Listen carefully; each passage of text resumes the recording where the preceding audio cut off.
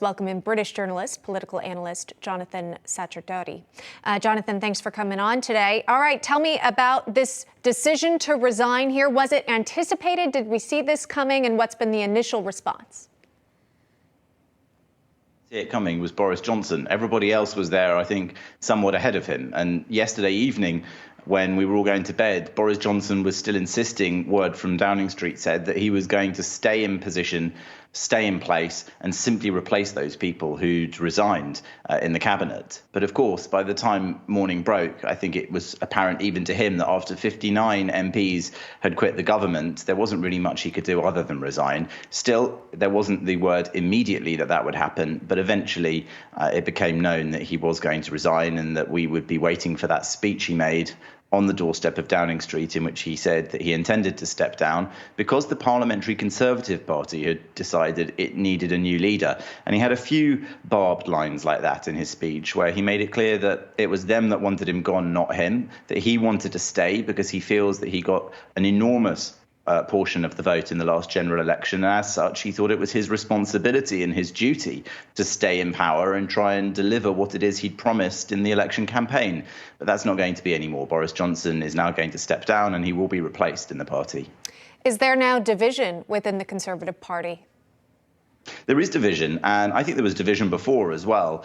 Boris Johnson is a divisive character. He was chosen as the leader of the party because many people saw that he had a sort of magic ability to win elections. He's a good campaigner and he's good at winning elections, that's true. But he's not a magician.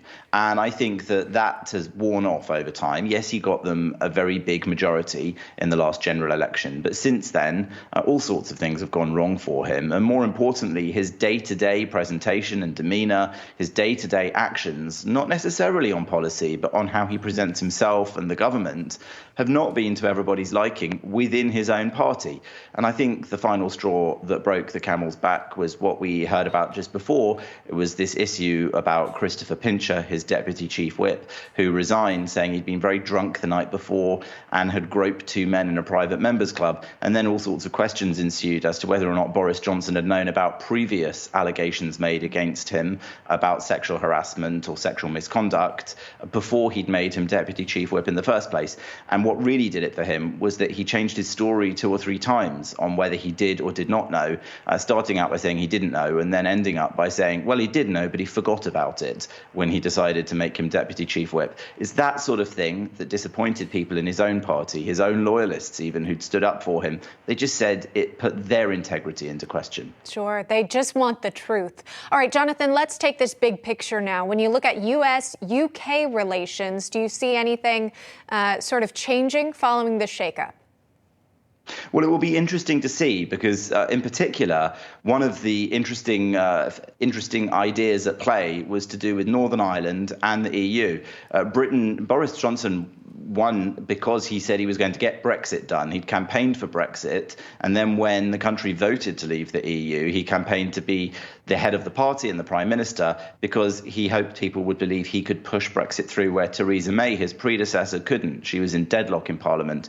So how does that connect to the States? Because Britain is looking beyond the EU towards allies like the US in order to strengthen its position on the world stage even more. And it wants a trade deal with the US as well. But President Biden has made it very clear that he doesn't believe Britain should renegotiate the situation with Northern Ireland, and that if Britain is going to do that, then it may jeopardize the trade agreement that could be made between the UK and Great Britain. So how his predecessor deals with issues like that, which is still very real, live issues that the Prime Minister of Great Britain is going to have to engage with, that remains to be seen. And that will, of course, have some influence on how the relationship will develop and change between our two countries. Yeah, could still take some time before his replacement is chosen and he's officially out. Jonathan Sacerdoti joining us this morning with the very latest. Jonathan, thank you so much. Thank you. You're welcome. Meantime, stateside, we're following reports that more than 5 million